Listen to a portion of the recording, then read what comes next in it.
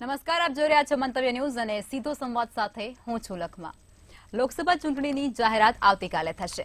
જી હા, છેલ્લા કેટલાક સમયથી ચર્ચા છે કે લોકસભા ચૂંટણીનો કાર્યક્રમ ગમે ત્યારે જાહેર થઈ શકે છે અને એવામાં હવે ખુદ ચૂંટણી પંચે આ અંગેનો સંપૂર્ણ કાર્યક્રમ જાહેર કરવાની ચોક્કસ તારીખ જાહેર કરી દીધી છે। માહિતી અનુસાર ચૂંટણી પંચે કહ્યું છે કે તેઓ આવતીકાલે લોકસભા ચૂંટણી 2024નો સંપૂર્ણ કાર્યક્રમ જાહેર કરશે, જેમાં મતદાનની તારીખથી લઈ અને મતગણતરી અને તેના પરિણામ સહિતની તમામ વિગતો જાહેર કરાશે। જે પણ નેતાઓ કાર્યકર્તાઓ જે ક્ષણની રાહ જોતા હતા તે વાટનો આવતીકાલે અંત આવશે અને આ જ મુદ્દા પર કરીશું આજનો સીધો સંવાદ।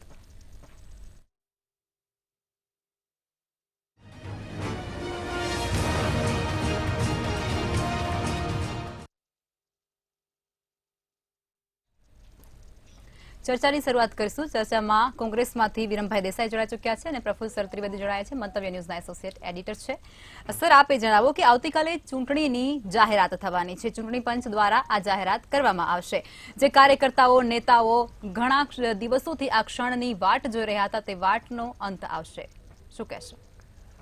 લખમાં રાજકીય પાર્ટીના કાર્યકરો જ ને સામાન્ય નાગરિકો પણ આ બાબતની રાહ જોઈ રહ્યા હતા કે ભાઈ ક્યારે ચૂંટણી જાહેર થાય છે, કારણ કે એપ્રિલ મેમાં યોજાવાની છે એ તો બધાને ખબર હતી અને માર્ચ સડસડાટ આગળ ચાલવા માંડ્યો ને છતાંય ચૂંટણી જાહેર નહોતી થતી, એટલે લોકોને એમ હતું કે ક્યારે જાહેર થશે, ક્યારે જાહેર થશે, ક્યારે જાહેર થશે એવું લાગ્યા કરતું હતું।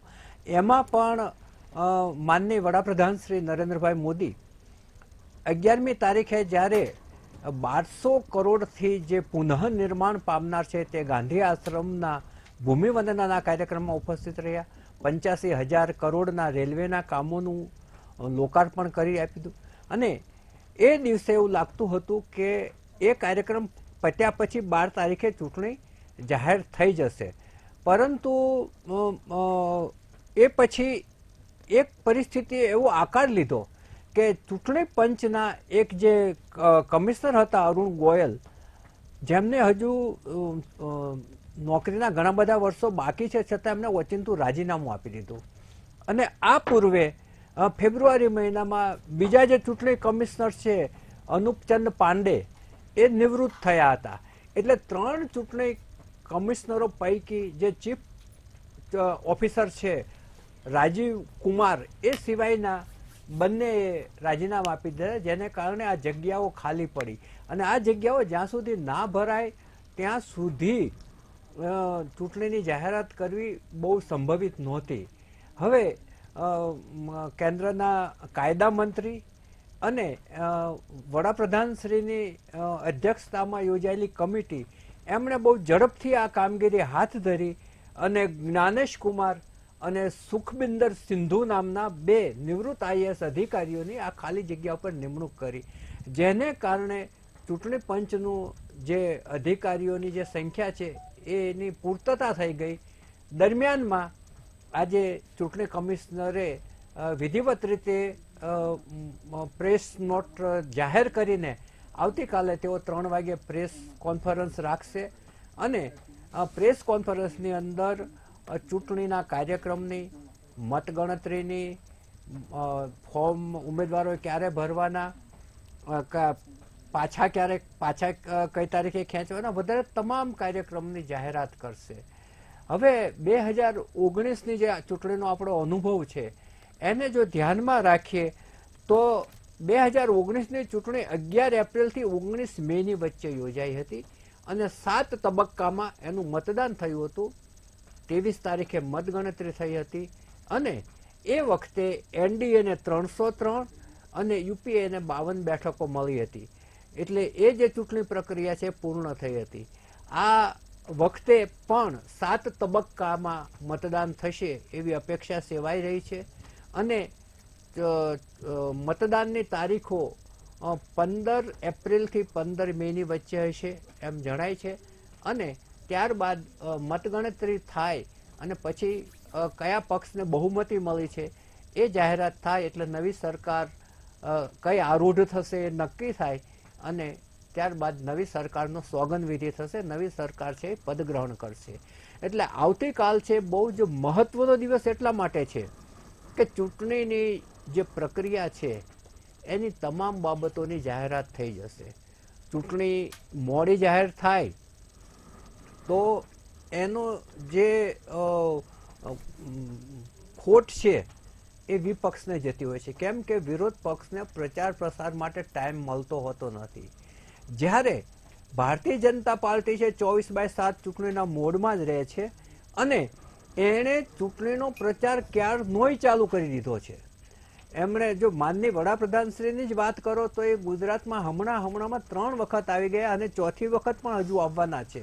અને એમણે જે ઉદ્ઘાટનો કર્યા, લોકાર્પણો કર્યા, આખા આ માત્ર ગુજરાતને આખા દેશની અંદર જુદા જુદા રાજ્યોમાં વડાપ્રધાન શ્રી નરેન્દ્રભાઈ મોદી અને ગૃહમંત્રી શ્રી અમિતભાઈ શાહે મુલાકાતો લીધી અને કરોડો રૂપિયાના જે વિકાસ કામો થઈ ગયા છે એના ઉદ્ઘાટન અને જે થવાના છે એના ભૂમિપૂજનના કાર્યક્રમો એમણે યોજી નાખ્યા છે અને આડકતરી રીતે એમનો પ્રચાર ચાલુ પણ થઈ ગયો છે.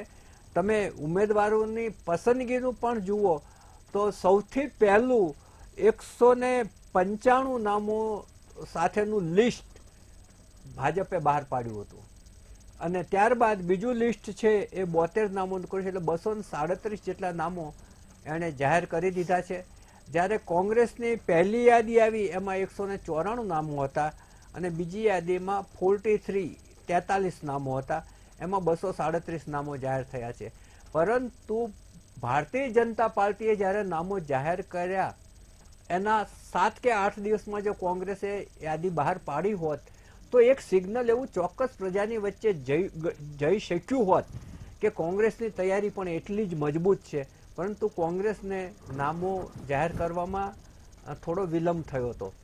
પરંતુ હવે જ્યારે બંને પાર્ટીઓએ લગભગ સરખા નામોની જાહેર કર્યા, 30 નામોનો ફેર છે હજુ, પરંતુ હવે ફટાફટ જો એ પસંદગી કરે તો એ લોકો પ્રચાર પ્રસારમાં જઈ શકશે.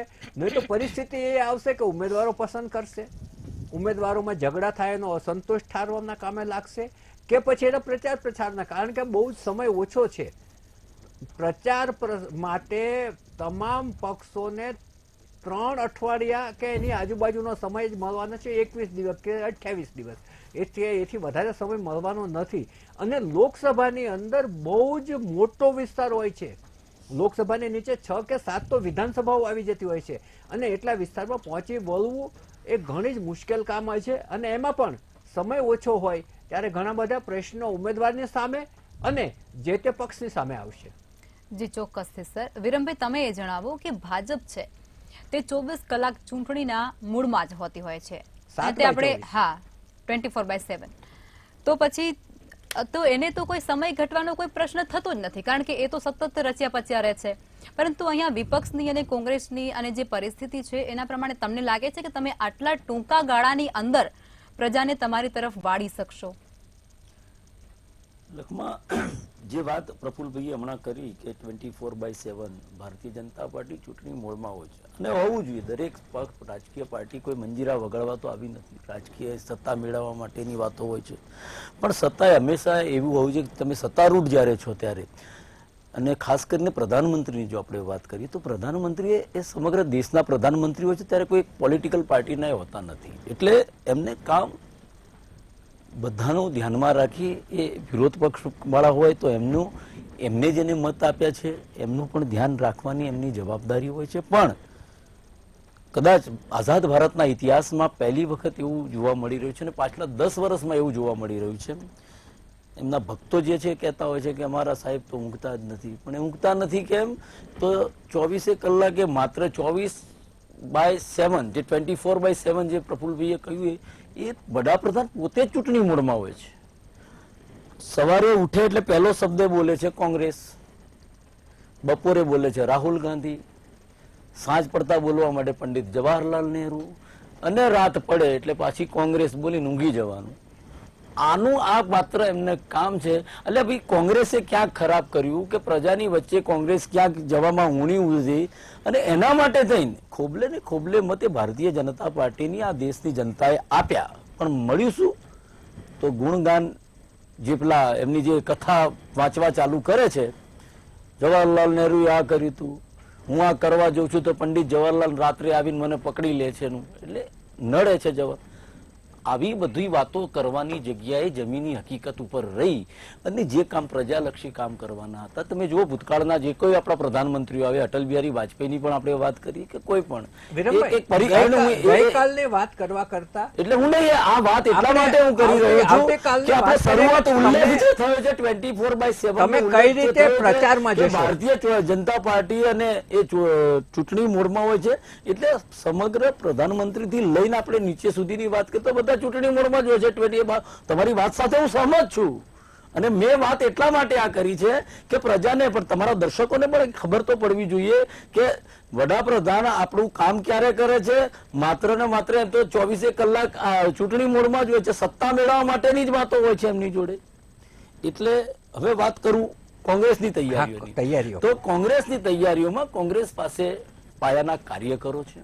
તમે જુઓ કે કદાચ મારી વાત પેલી પણ તમને લાગે કે આટલા અસંખ્ય કાર્યકરો અમારા કોંગ્રેસના ભારતીય જનતા પાર્ટી વાળા લઈ ગયા એમની તરફ એન કેન પ્રકારે સામ દામ દંડ ભેદની નીતિ અપનાવી જે કંઈ પણ કર્યું પણ આ સમુદ્ર છે. ખાલી આવા 2-5 લોટા ભરી જાઓ તમે તો સમુદ્ર ખાલી ના થાય.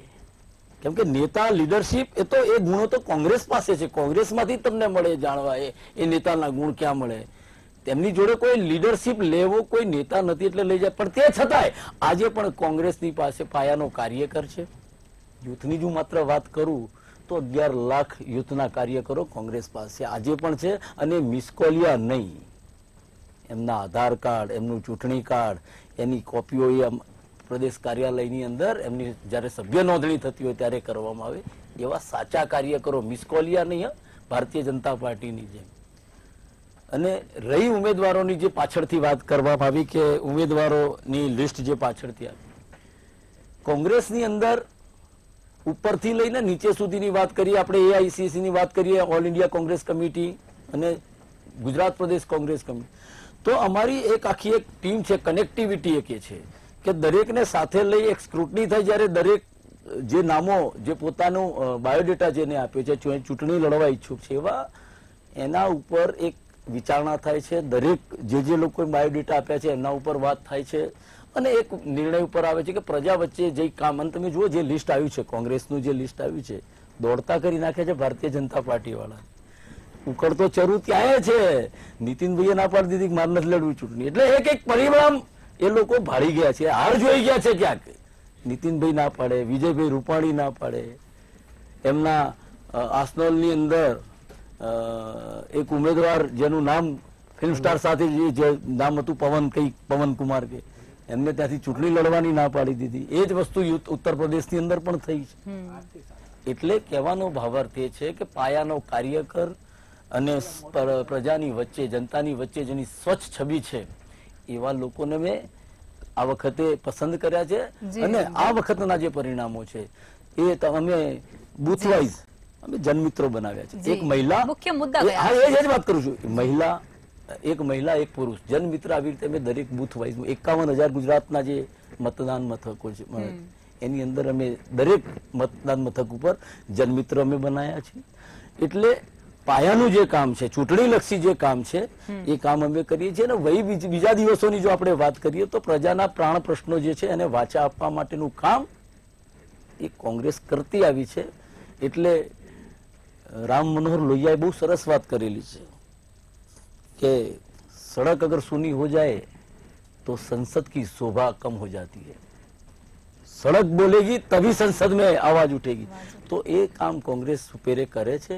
અને કોંગ્રેસ આવનારા દિવસોમાં તમને આ ચૂંટણીના જે પરિણામો જે કંઈ પણ આવશે એ તમારા માટે અને લોકો માટે ચોંકાવનારા ચોક્કસ હશે. અને હું એવું માનું છું કે ડબલ તો સમય આવશે ત્યારે આપણે કહીશું. પણ તમારા પરિણામ એ તમને હું અત્યારે જે તૈયારીઓ અમારી છે, જે સ્ક્રુટની એ તમને સ્ક્રુટની કરી જે ઉમેદવારોની બી અમે પસંદગી જે કરી છે એના ધારાધોરણો અમે બનાવ્યા છે, સૌને સાથે લઈ ચાલવાનું અને દરેકને આંતરિક લોકશાહી એ પ્રમાણે અમે અહીંયા ઉમેદવારોની પસંદગી કરી રહ્યા છીએ. અને તમને હજુ પણ સારા નામો આવનારા દિવસમાં જાણવા મળશે.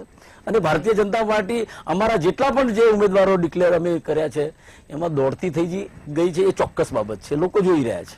ચોક્કસથી મુખ્ય મુદ્દા કયા હશે આ વખતે કોંગ્રેસના? મોંઘવારી, ખેડૂતને ટેકાના ભાવ આપવાની જે વાત હતી, 2000 જે એમને જે વાયદા કરેલા હતા એ મુખ્ય મુદ્દાઓ છે.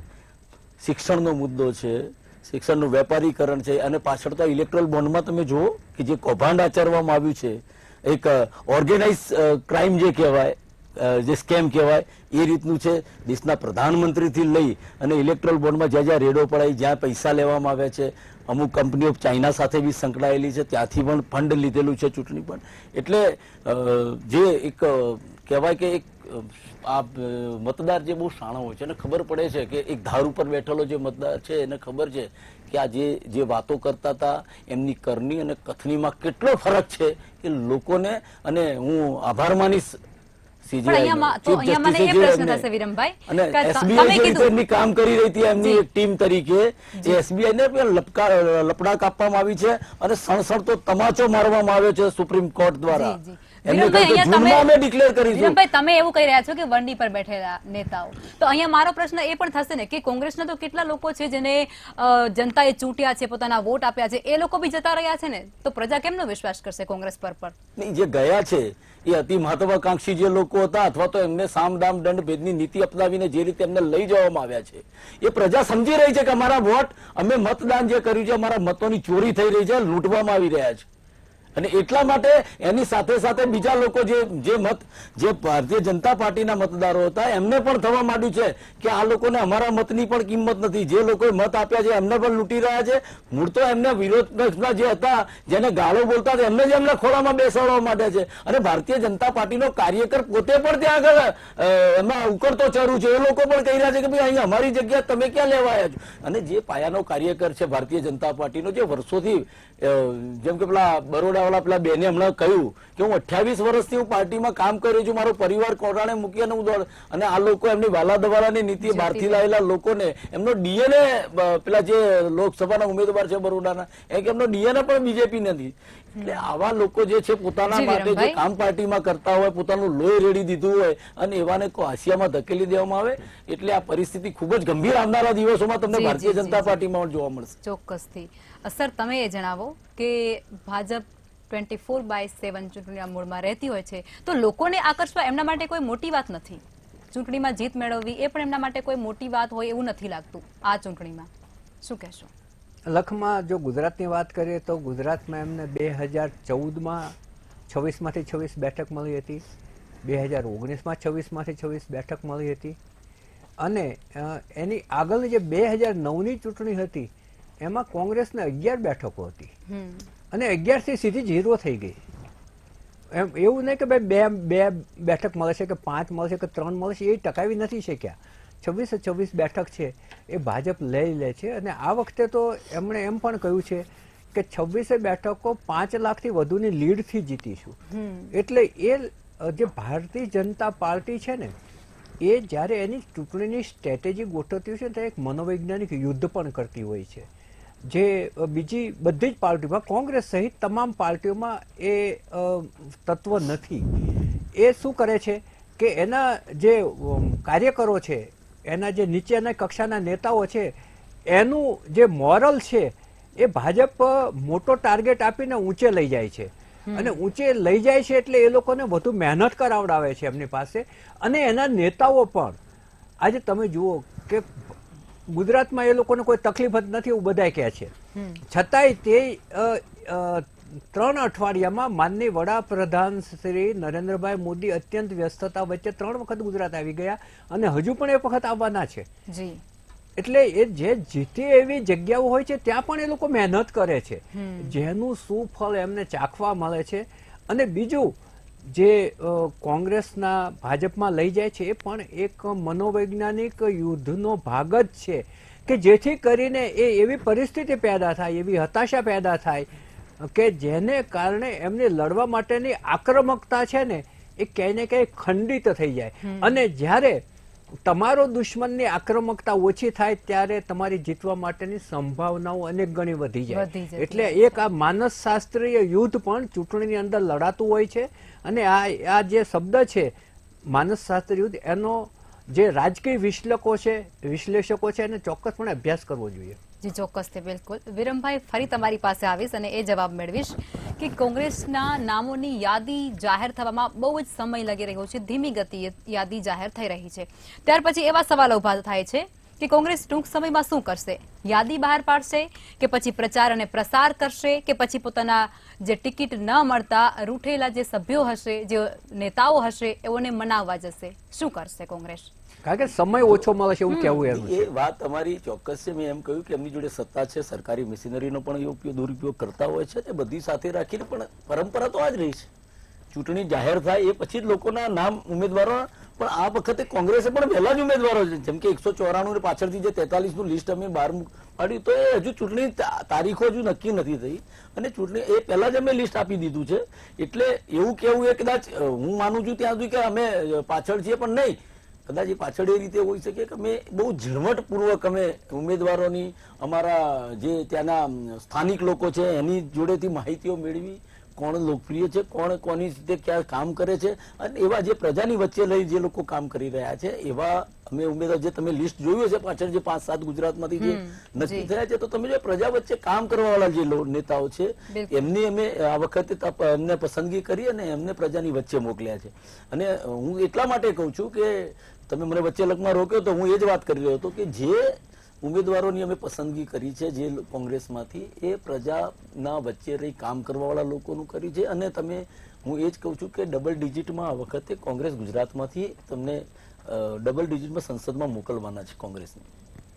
જી વિરમભાઈ, બિલકુલ, એ તો સમય જ બતાવશે. સર, તમે મને એ જણાવો કે ભાજપમાં પણ હજુ 4 જેટલા જે વિધાનસભા લોકસભાની સીટો છે ત્યાં ઉમેદવાર જાહેર કરવાના બાકી છે, અને એમાં પણ મહેસાણાની જે સીટ છે તે તો ખૂબ મહત્વની સીટ ગણાય છે ને, એના ઉપર પણ અસમંજસની પરિસ્થિતિ સર્જાય છે. ભારતીય જનતા મહેસાણા, પાર્ટી, અમરેલી એવા 4 જે નામો બાકી રહ્યા છે. એમાં તમે જે ઉલ્લેખ કરો છો મહેસાણાનો, એ મહેસાણા એ ઉત્તર ગુજરાત વિસ્તારનો કેપિટલ જેવું સ્થાન ધરાવે છે, બહુ મહત્વનો મત વિસ્તાર છે. અને ત્યાં જે ગયા વખતના ચૂંટાયેલા મહિલા સાંસદ હતા, એમણે પોતાની વય મર્યાદાના કારણે એમણે ના કહી દીધી છે કે મારી ઉંમર વધી છે, મારે હવે નથી લડવું, એ જગ્યા ખાલી પડી છે. પરંતુ ત્યાં પણ 30 જેટલા ઉમેદવારો ટિકિટ લેવા માટે ઉત્સુક છે અને દબાણો પણ કરી રહ્યા છે. અને ત્યાં 2-3 જ્ઞાતિનું પ્રભુત્વ છે, પાટીદારો છે, ચૌધરીઓ છે, ઠાકોરો છે.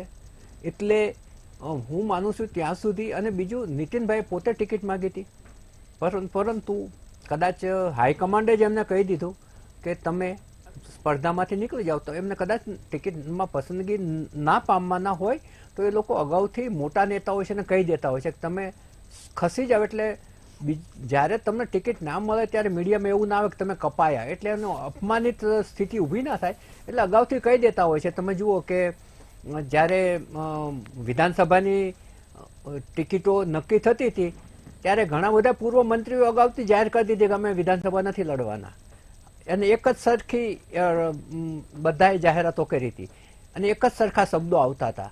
એટલે અગાઉથી એ કહી દેવામાં આવતું હોય છે. એટલે જે મહેસાણાની સીટ છે ત્યાં હજુ થોડી અસમંજસની પરિસ્થિતિ હોય એવું લાગે છે. અને એ જે 4 બેઠકો છે એના નામો હું માનું છું ત્યાં સુધી આ ચૂંટણી જાહેર થતાની સાથે તરત જ થઈ જશે. કારણ કે ભારતીય જનતા પાર્ટી છે ને એમ તો બહુ જ શિસ્તબદ્ધ પાર્ટી છે. એટલે એ ગમે એનું નામ જાહેર કરે ત્યાં કોઈને અસંતોષ સપાટી ઉપર આવે એ સંભાવના જ નથી. અને અસંતોષ સપાટી ઉપર આવે તો એ લોકો તરત પગલાં પણ લેતા હોય છે. જી સર, બિલકુલ. પરંતુ અહીંયા સર તમે સમાપનમાં એ જણાવજો કે આ ડોક્ટર જ્યોતિબેને જે બળવો કર્યો છે વડોદરાની અંદર, એ પરિસ્થિતિને લોકો શું સમજે કે ભાજપમાં હવે આ પરિસ્થિતિ સર્જાવાની શરૂ થઈ ચૂકી છે, મતલબ કે બળવા ત્યાં પણ થઈ રહ્યા છે? લખમાં જ્યારે એક વ્યક્તિને અસંતોષ હોય તો એના માટે બળવો શબ્દ થોડો વધારે પડતો મોટો છે. એની સાથે કોઈ 5, 25 કે 20 માણસો છે નહીં, એ એકલા જ છે. અને એમણે ભારતીય જનતા પાર્ટીમાંથી રાજીનામું આપવાની લગભગ તૈયારી કરી દીધી હતી અને પ્રેસ કોન્ફરન્સ પણ બોલાવવા માંગતા હતા. હવે એ વાત ક્યાંકથી લીક થઈ ગઈ કે ગમે તેમ, પણ એ રાજીનામાનો પત્ર મોકલે એ પહેલાં ભાજપે એમને સસ્પેન્ડ કરી દીધા. અને પછી એમણે રંજનબેનની વિરુદ્ધ ઘણો બધો વાણી વિલાસ પણ કર્યો. પરંતુ ભારતીય જનતા પાર્ટીની આ ખાસિયત જુઓ કે રાષ્ટ્રીય કક્ષાના મહિલા પાંખના ઉપાધ્યક્ષ હતા, એને એમણે વિધિન અ સેકન્ડ પક્ષમાંથી સસ્પેન્ડ કરી દીધા, જે બીજા પક્ષમાં બહુ ઝડપથી નથી થતું હતું, જેને કારણે એક અશિસ્ત છે, પ્રાંગરે છે, ફાલે છે, ફૂલે છે. જ્યારે ભારતીય જનતા પાર્ટી છે ને એ કોઈ પણ અસંતોષની પરિસ્થિતિ ઊભી થતાં તરત જ ડામી દે છે. આવું થોડું થોડું તો સપાટી ઉપર આવતું જ રહે છે. જેમ વડોદરા સપાટી ઉપર આવી રીતે મહેસાણામાં થોડું સપાટી ઉપર આવ્યું કરશન કાકા અને નીતિન કાકા વચ્ચે, પરંતુ એ લોકો છે એ તરત જ એ બાબતને ધૂળ ઉપર લીપણ કરી દેતા હોય છે કે જેથી ધૂળ દેખાય નહીં. જી બિલકુલ સર. વિરમભાઈ અને સર અમારી સાથે જોડાયા ચર્ચામાં, ધન્યવાદ.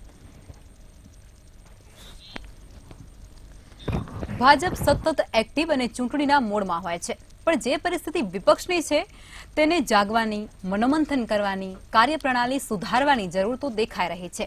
કારણ કે તારીખ આવ્યા બાદ વિપક્ષ શું કરશે?